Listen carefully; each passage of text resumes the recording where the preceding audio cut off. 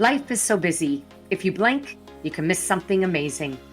It's important to take a moment and enjoy what we have and the people around us.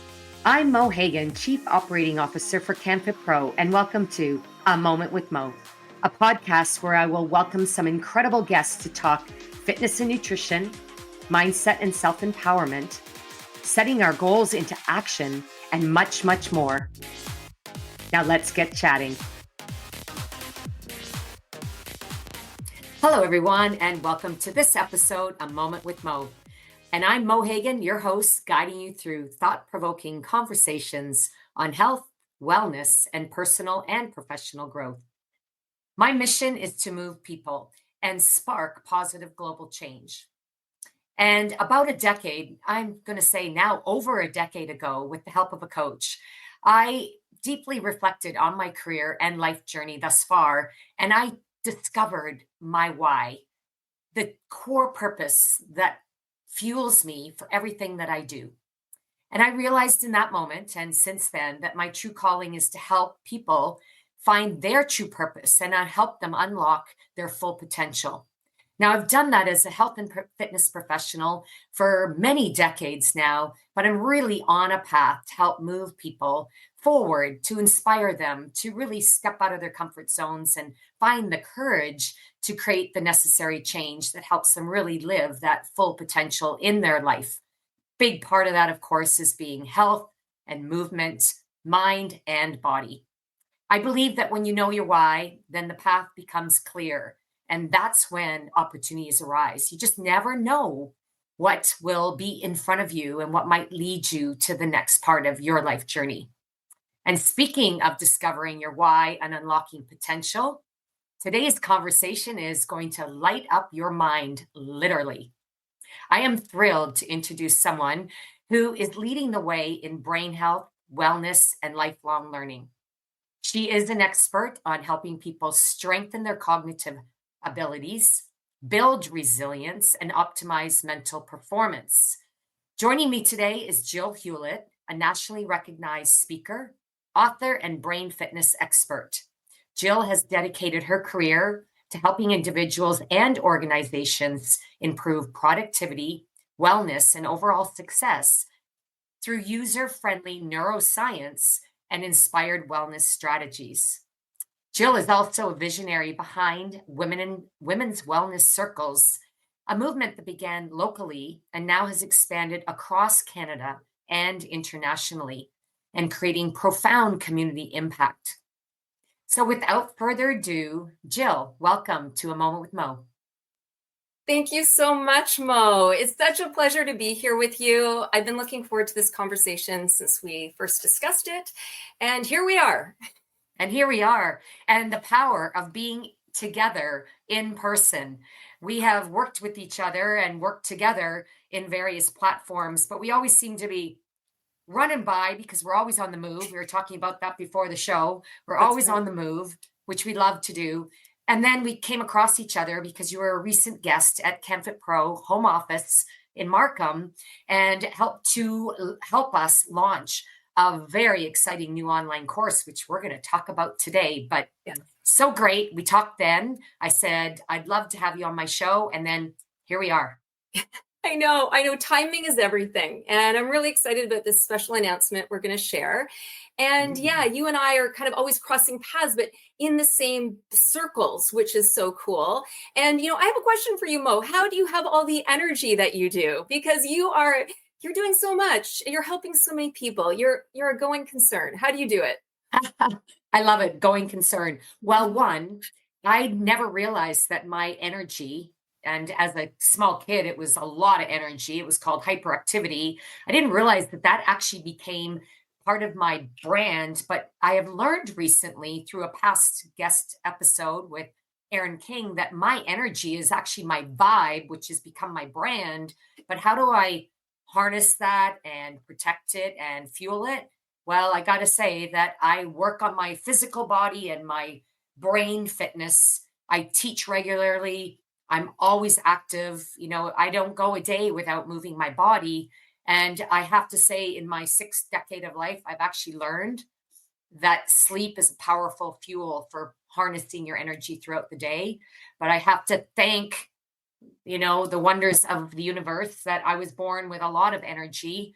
And I think some of it has to do with the fact that I'm the oldest of a twin set, and I was always having to outrun my sister.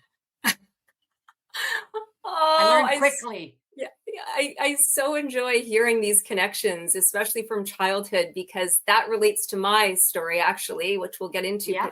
potentially at some point. But our wound or our challenge can become our medicine and can become our Mm. passion and the gift that we bring to others. So I'm so impressed by how you've been able to use your energy for so much good. So thank you for that.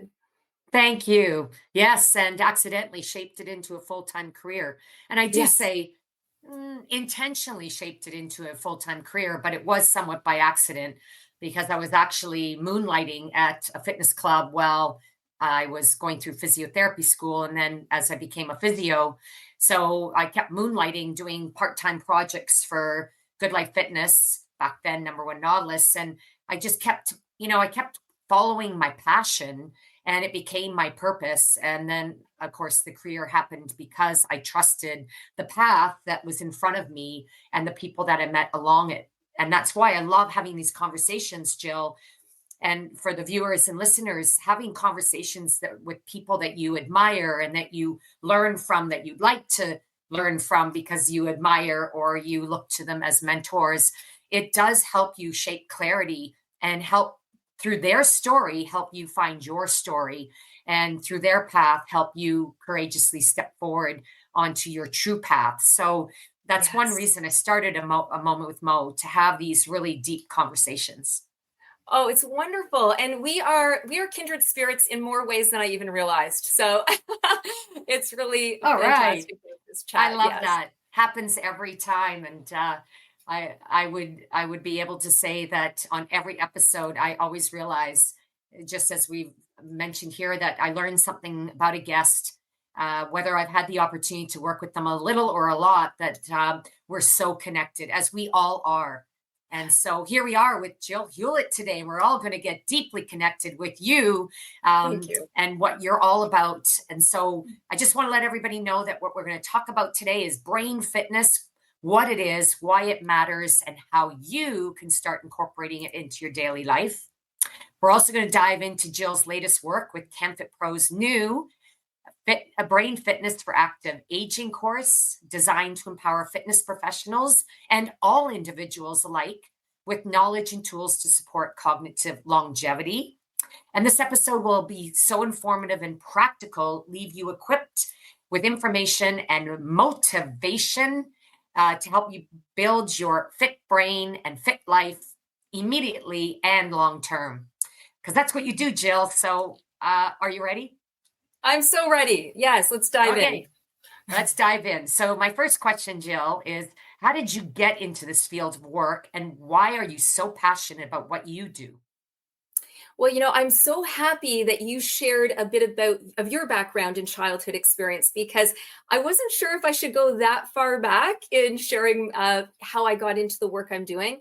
But it is so relevant and it's so important because these early foundational experiences really did plant the seeds for what I'm doing now. So I won't go into it in too much detail because, as with anyone's story, it is so vast. But I'll share some key pieces that I think you'll really appreciate, Mo, and our listeners, and see how it relates to their journey too. So myself, I actually almost failed kindergarten. And that is kind of an interesting place to start, but it's true. I almost did not get progressed into grade one because I was a highly sensitive child. It's like I was wearing my nervous system outside of my body. And I am the eldest of three girls. So I'm the oldest sibling, just like you're the eldest twin. And in my situation, or my case, I actually wanted to be home with them. They were younger, then go off into the school system. Like, why did I have to leave home when they got to stay at home? And on top of it, the year that I began school was when my parents opened a sporting goods store, a retail sporting goods store that we actually lived behind. And so my family was all there running the business. My sisters were at home, and here I was going off to school. So it didn't fully make sense. And while I was there, I just really wanted to be at home with them. So that was my start into the world. And that summer, before going into grade 1, just to help me develop further, I went to a summer camp that supported children's growth and development. And really what we did the entire time was play games, do activities, bounce on trampolines, make crafts, sing songs in the beautiful summery outdoors. And whatever happened during that time, I developed neurologically, physiologically, and I became more regulated and ready to progress into grade 1, lo and behold. So things caught up and I entered into the school system. Of course, grade 1 was so different than kindergarten. You're now sitting in desks, listening to a teacher instead of in this kind of open play format. But anyway, that is another story. But I learned to adapt to it. But in my adaptation to that, it wasn't necessarily supporting my real learning style and what resonated and felt best for me. But I learned to cope and I learned to adapt.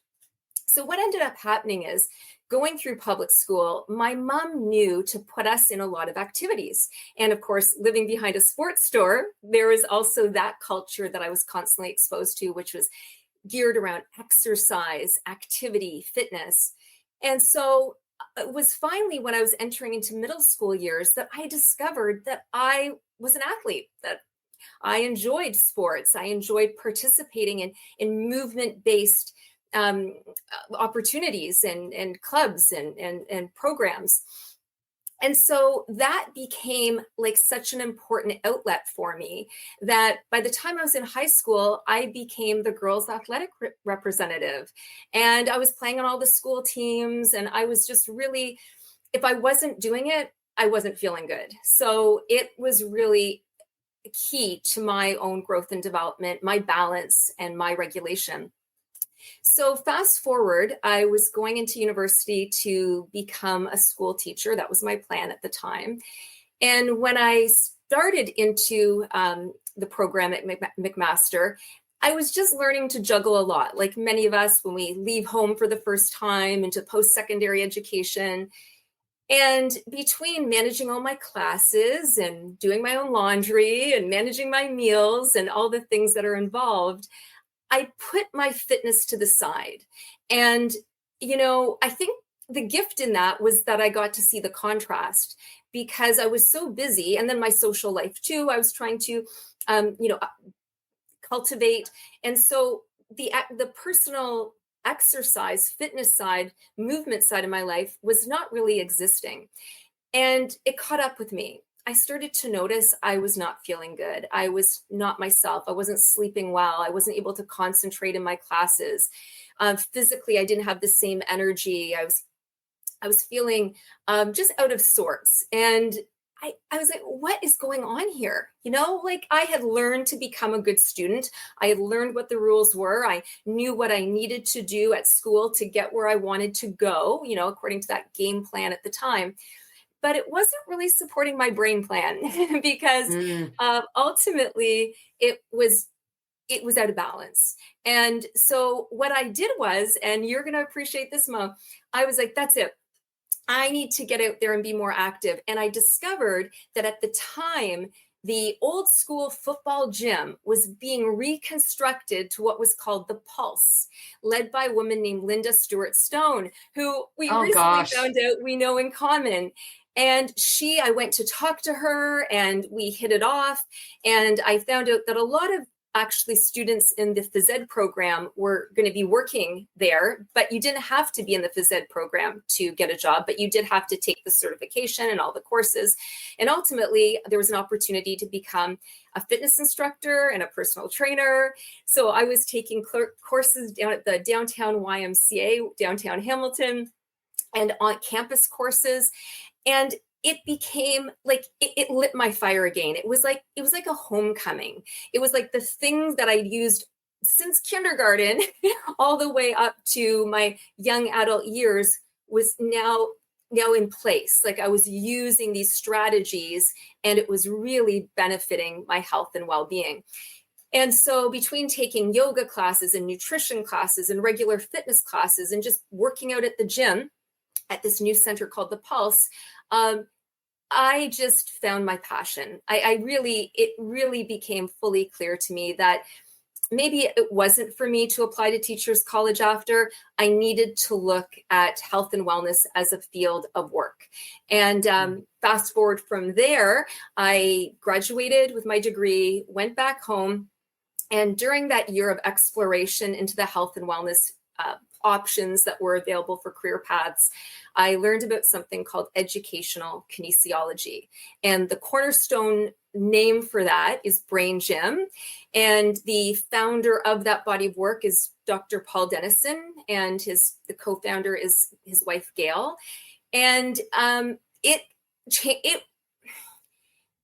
was like the biggest aha. It was a real meant to be integration of what I knew internally with the current science that was out there, because it's about applied brain research, taking the best practices for neuroscience and applying it to everyday life. And the cornerstone of his work is learning through movement. So using the body to activate the brain in strategic ways by intentional integrative movement. So, Jill, it's evident that you are so passionate about what you do. So I'd love us to dive right into the passion that has brought you to your work today. And then you can take it from there and we'll talk about brain fitness. Absolutely. Well, ultimately, my goal is to share what's made a difference for me. That's first and foremost. And I believe that personal and professional growth can be easier than we make it. And, every person is unique, but our brain and body requires certain things. And a lot of times on my own path of learning, I found there was either a lot of motivation and rah, like you can do it, you've got this, but then you didn't know how to do it. Or there was a lot of logical science, heady kind of information, but just not accessible or tangible. So this really led me to synthesizing kind of the left and right brain of what came together to be Brain Fitness, my own program. And that's really the gist of it, is creating a fit brain and a fit life. But there are three main components that are woven throughout. First of all, it's the awareness that you can change, heal, optimize your brain health and functioning at every age and stage of life. And it's based on user-friendly neuroscience. So it's really activating our superpower, neuroplasticity, in intentional and strategic ways. And that leads to the third component, which are all the brain activation strategies that can be done at a desk, first thing when you wake up in the morning, throughout your day as needed, before you go to bed at night to have a better sleep. Anytime that it's not to replace going to the gym, it's the type of activation our brain needs on a regular basis to do what we do and function at our best. Perfect. And it's what our brain needs to do. I love that. So, in terms of how to support the brain for what it needs to do, tell us a little bit about some of the program, perhaps design that you use to help the brain do what it needs to do. Give us an example of that. Yeah, absolutely. Well, first and foremost, you can look at it like a pyramid. And the base is that we have to address, first and foremost, our brain health. And that's general brain care. And that's supporting our brain and nervous system on a day-to-day basis. And so that we can not only grow and thrive and function optimally, but so we can also, as we're aging, reverse cognitive decline, mild cognitive impairments, and really avoid what's happening on the planet, which is a real explosion of mental health issues and dementias, brain issues. So it really is stepping into that brain care first and foremost. And then we can then leverage with the information and tools our emotional health. So that looks like activating our happy brain neurochemicals, connected with our motivation, our sense of engagement and participation in life, and overall emotional balance. So that would be the next part. And then we talk about our mental health. And that's about cultivating a growth mindset, looking at our sense of resiliency, our resourcefulness, our sense of purpose. And then all of that leads to the top of the pyramid, which is our executive functions, how we execute our lives. And a lot of times in schools and workplaces, people are looking at that very top part of the pyramid so that they can, get the job done, write the tests, finish their homework, hand in the assignment, give the presentation, launch the project, meet the deadlines, whatever it is, which is all very top level, without looking at the base. And the base will affect our ability to think clearly, decision make, communicate effectively, be more organized, problem solve, be creative and innovative. All those things that are so important in the workplace and in the classroom, for example, and in daily life. But you can't access and be your best there if everything else isn't supporting it. That's a brilliant analogy, and it makes so much sense. People think they just want to work from here or perform from here, but they got to build the foundation and move to the top, which is a great. And when you shared, what it does, what it supports, it makes you think with the state of cognitive function as we age. But I want to ask you, because some people may assume, well, who needs this? Is it when you get older? My brain seems fine now, but I do want to perform. As soon as you mentioned to me about building it from the foundation and working through those 3 levels, made me realize right away, I wish I learned what you're talking about and sharing and all the work you do. I wish I learned that back in school versus my, the basic stuff, because I would have learned how to leverage my emotional health and my brain fitness much better for then to execute at a higher level as a student and as an adult. And at least now it's never too late, right? But tell us, who can benefit from brain fitness? Because that'll be a great way to tee up for talking about the new Jill Hewlett Brain Fitness for Active Aging course. Yes, absolutely. Well said. Like, you're connecting the dots, Mo. You're so good at this. Like, you're bringing your personal experience, which is so relevant, and we share similarities there. And also to everyone really who has a brain and a body, we need to get this structure in place and really support the foundation first and foremost, and work our way up. And it's like we've shifted the pyramid upside down, and it's become topsy-turvy. So everyone with a brain and a body will benefit from brain fitness. Typically, when I go into work with different demographics, the sectors are most often the educational sector, the corporate workplace, health and fitness professionals, and then the active aging population. But that ranges from children's, adults, and seniors. Yeah. Well, as you said, through your own life story, you actually did brain fitness activity, and you did it in kindergarten. I mean, isn't there a book out there that says, how to live life based on what you learned in kindergarten? If we only learned some of those skills you learned in summer camp, that would have helped you in kindergarten, but you learned it as sort of a extra season of kindergarten in that camp. What an amazing thing your parents did to support that. And, it's hard for parents to know how to support their kids sometimes, especially if they are struggling. My mom signed me up for every camp possible, because not only was it a great way to, have a good babysitter for a very active kid, but it gave me a place to really move my body, therefore my mind. And I was a much happier kid, because according to my mom, I was a bit moody and frustrated as a kid, because I always felt like I was out of sorts, like you mentioned yourself. So the journey starts, anywhere in our life, but we will zero in on the active ager, because I believe that's where a lot of the interest is right now in health and wellness, is with active aging. And active aging begins, I don't know, the definition for me is anytime that, you hit your 20s, 30s, you're actively aging. Although I guess what would be the definition of active aging? What age does active aging start? Tell us that, and then let's jump into the new brain fitness course. That's a great point. I mean, we're always aging. From the moment we're born, we're always aging. And Yeah. supporting that healthy development is relevant to all ages and stages. I find that people take for granted their brain and for several decades, and it's not Yep. until maybe more midlife when people become concerned about some changes they're seeing, or potentially they're noticing what relatives, maybe their aging parents or aging relatives, are going through, and they're like, I don't want to go on that same path. I want to do things differently. So they may be more proactive. But typically, it's usually, I would say 40, 45 plus when people start to engage in that conversation.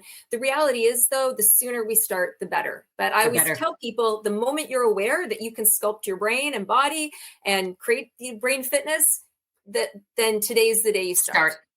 Perfect.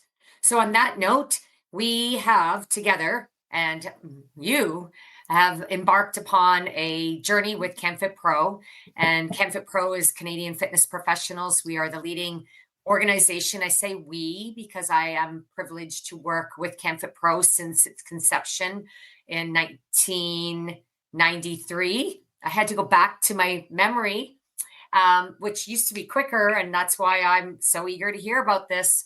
But we're going to talk about the new canfitpro, Jill Hewlett, Brain Fitness for Active Aging. We're going to dive in. What makes the course so beneficial? Maybe tell us a few highlights, and then we'll talk about the type of information that you cover in the course after that. Yeah, absolutely. Well, I say first and foremost, the slant of this course is very proactive and very positive. So it makes learning about active aging fun and enjoyable. I mean, learning is best done when we are enjoying the process, right? Our brain doesn't, like, the moment we're not having fun learning, we're in stress, and then the information is not being processed effectively. So the approach is very relatable. The information is accessible. We take neuroscience and make it applicable to everyday life, and specifically for the aging sector. However, it's also great for caregivers. It's also great for, again, people who want to address this topic proactively. So I think that's what makes this course so great and so unique.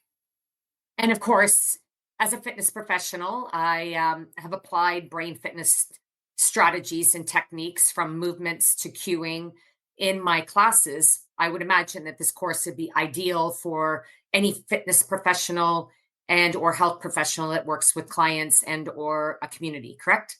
Oh, absolutely. Because fitness professionals are already doing this. I mean, you're doing your own form of brain fitness. Like, just like you said, it's already occurring now through this course and through any type of brain fitness training that I'm offering. It gives context. It gives terminology. It gives the understanding and links together what you're already doing with basically the science behind it. And that is very affirming. And to know that you're providing that value add to your clients as a fitness professional is very meaningful. And also, as the person taking the course, a person may take the course to support their aging relatives or their clients, their members. You can't help but benefit yourself the moment you take it, because now you're learning this material, you're putting it into practice. I love that. All right.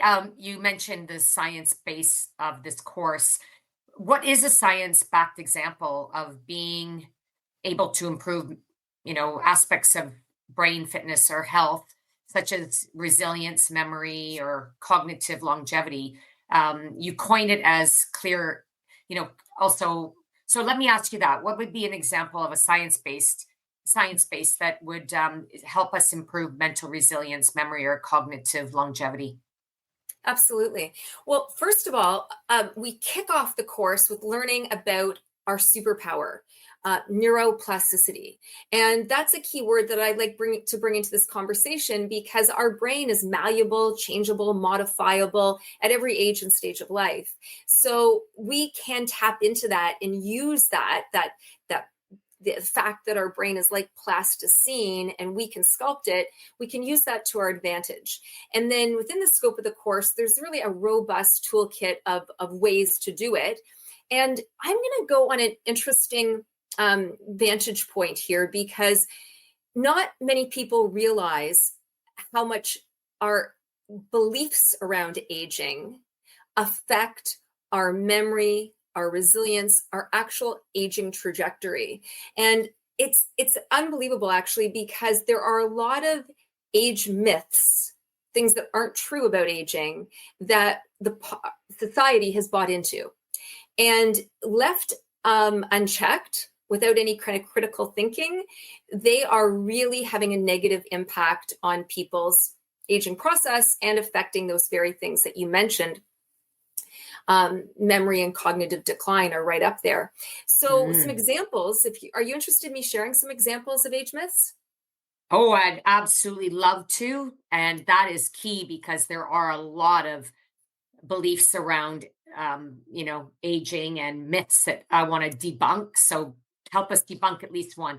Yes, absolutely. Well, here's an example. It's commonly believed that sleep is unnecessary for the aging population, which is completely wrong. Actually, more sleep is needed. We do so much healing in our sleep that sleep is a fabulous opportunity to improve our brain health and our cognitive functioning.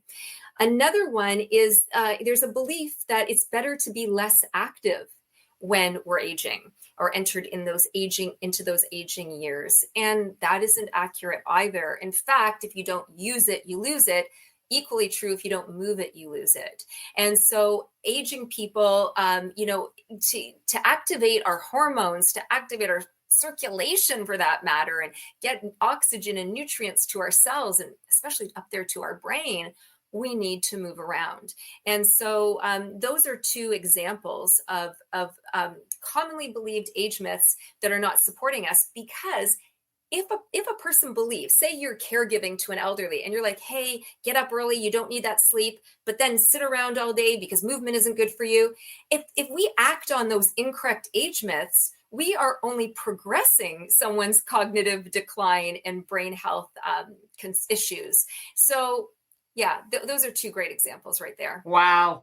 Well, you heard it here. Jill Hewlett telling us that if your beliefs around aging, they can actually positively and or negatively impact how you age. And we certainly don't want them to negatively. I can think of one person in my immediate circle that will listen to this podcast. We have differences of opinion on how aging and what we should be leaning into or sitting back on. So I am definitely passing this episode along. Thank you. That was a big one, because we really do have to support the way the brain needs to move to continue to preserve its youthfulness as we do our body. And I do hope that those listening and watching will realize that, oh yeah, the brain is like a muscle, and it's like plasticine, you can mold it. And the more that you mold it, the more that you can shape it to perform or be in its best state. Is that correct? Exactly. No, well said. Wow. Well said. And these, not only will a person then jump into the driver's seat of their neuroplasticity and then start to become empowered to sculpt their brain, they're going to get better results. And guess what? They're going to enjoy the ride. I always like to say, jump onto the neural pathway. I love it. And create your brain map in a way that is fulfilling and robust and meaningful and healthy. And only you can do it. No one can sculpt your brain for you. So when a person clears those myths, those age myths, and they start to attend to themselves and care for themselves properly, they will yield positive results. They'll see positive results, and they will enjoy life more too. And Jill, I know you have some really fun techniques that you have actually engaged groups, large, small, one-on-one, and people immediately feel different when you say act on and the impact is that immediate. Would you be able to share, knowing that most people will be listening, some will watch this episode, but could you share just one technique where people actually will feel that connection or the impact of that exercise like that? Absolutely. Yeah, for sure. So there's hundreds of brain fitness activities, and depending on the group and how much time we have and what their Yep. goals are, I'll share accordingly. For the purposes right now, I think that a really important message to get across is that stress takes its toll on our brain, and there's Mm. stress for people of all ages. And going into the aging years, there's a lot of change and adaptation going on. And to keep our brain cognitively flexible and to keep it working at its best, we need to make sure the left and right brain hemispheres are working together as a team. Now, when we're in stress, we go into something called sidedness, where one side kind of falls offline and the other side takes over, our dominant side, and we are literally out of balance physically, mentally, and emotionally. Mm. So Never rather than, thought of it that way. Never thought isn't of that it neat? that way before. All right, go ahead. Yeah, no, so it's a neat concept. So stress and balance don't coexist. You're in one state or the other. And so how we can intentionally bring back balance is by doing activities that require the left and right sides of our brain. And because the left and right sides of our body activate those opposite sides of the brain, for example, the right side of your body connects to the left hemisphere, your left side of your body connects to your right hemisphere, that by doing movements that work together, you create that brain activation, basically. And so a perfect example is going for a walk. Now, I'm going to change that into a brain fitness activity for you and the viewers and the listeners, because sometimes people don't have time to go for a walk. It's raining out. They're too busy. They're about to jump into a meeting, or they need to attend to some family members, or for whatever reason, they just don't want to put on their running shoes and go outside. So there's no excuse. We can go for a walk right here, right now on the spot. And there's so much value because research shows that walking will slow down and reverse dementia. In fact, I'm going to read a quote here because there was a study published in JAMA Neurology, and they found that walking around 10,000 steps per day, which is about 5 miles, is associated with a 50% lower risk of developing dementia. 50% lower. Now, even though walking half of that, not less than half, say 4,000 steps per day, about 2 miles per day, that is still associated with a 25% reduction. So if that isn't, inspiration and motivation Motivating. to get out there for just a simple walk, I don't know what is. But again, we can modify that to do that right here, right now, together on the spot. So it's as simple as a person, we could start just doing it seated. Take your right hand, bring it across your body and touch your left knee. And then your left arm across your body and touch your right knee. And then just continue this back and forth movement, side to side. And I invite people to coordinate their breath with their movement, so they become more limber as they do it. They get more of their body into it. You're turning your head. Notice as you turn side to side what's around you. That eye movement is so important for brain functioning as well. Oftentimes, especially if we're sitting for long periods of time in front of at a desk, we're just looking forward. So we need to open up and look in all directions in that peripheral vision. And then what you can do is a person could then, to activate it further, they can do it standing. And if someone's having a balance issue, then stand near something for some support, a wall or the back of a couch or something. But doing it standing, the opportunity here is to start off at a speed, walking on the spot that's comfortable for you, and then see how slow you can go. Because as you're doing it slowly, it's requiring balance. And that will allow us to develop our balance muscles, our vestibular system, which again is offline when we're in stress. And a big concern for the aging population is falls. So, and they're wanting to preserve their mobility.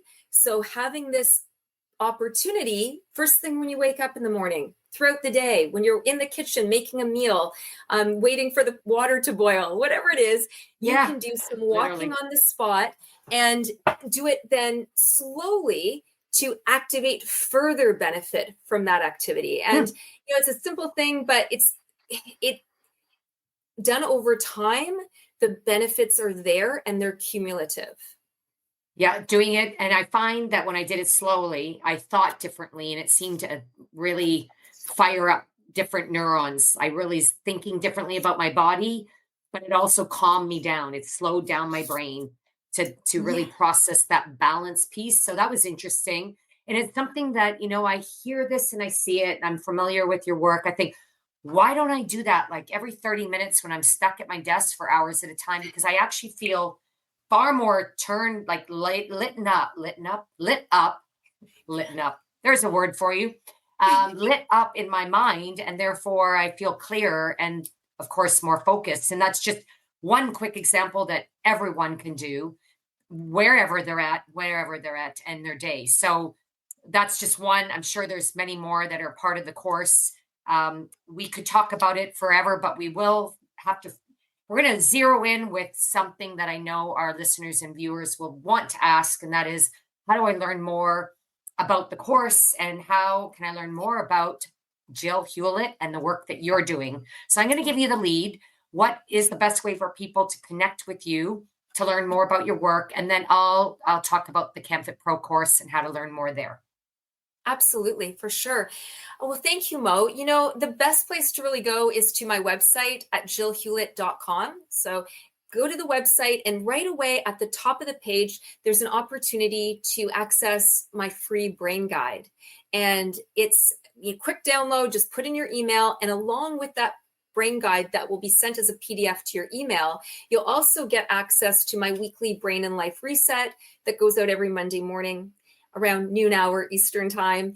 And it's full of just like quick, easy, accessible reminders, strategies, inspiration that's all neuroscience based, that people can kind of stay in the conversation of brain training and maybe implement throughout the week. And I always make them quick and easy, but a great way to start off your week, investing into your brain. And Love then, that. right. And then as well, there's my social media handles, which I think you're going to share. And they're at the bottom, the footer of every, on my web pages. So they're easy to access. All right. Well, thank you for that. And I love how you launch it early in the week so people can apply it. That's very doable and also fun, because it gives everybody something to focus on, whether you're training with a client, you're teaching a class, want to actually engage your team at work or be a better performer yourself. And so thank you. That's great. You just gave me a wonderful idea for myself as far as how I can actually tee people up for something else that I'd love to do with my newsletter, to have more people look forward to it as well as engage in it. But thank you for that. I always start my week moving with Mo, but I love yours. That's really great. Of course, everyone, to learn more about the course itself at CanFitPro, for those not familiar, you can go to www.canfitpro.com, and you can find it through our continuing education. And under that menu bar, you will find Jill Hewlett, Brain Fitness for Active Aging. And so once again, canfitpro.com. It's an online self-directed course. I've started it myself and it's so fun. I just love the introduction. You can watch that right on the website. It's super fun, the way that you've introduced the course, Jill. So everybody go there, check it out, and you can take advantage of that course to bring it into your life. And of course, I love to close with a quote.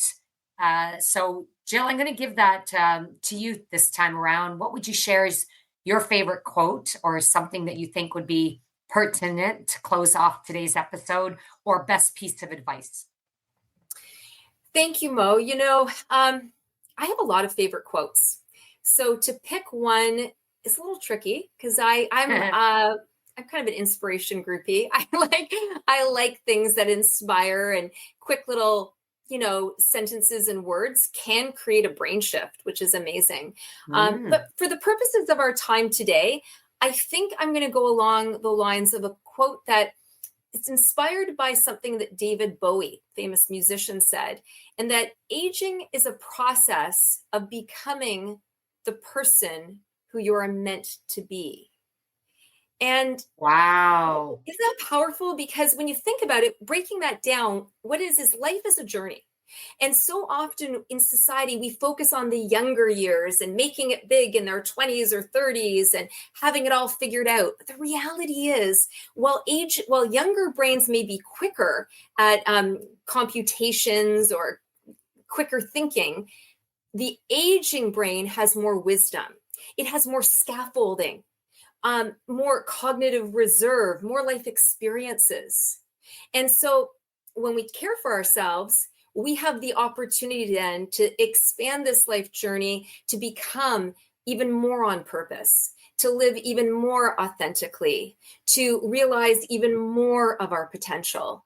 And I think that's really, really important because it's almost like when we don't honor or respect the aging part of life, we are leaving the bulk of this incredible life lived experience that people have gathered through raising families, through seeing the changes of what's happened on the planet from generation to generation, to the experiences they've learned through being at work. And ultimately, these people are our mentors.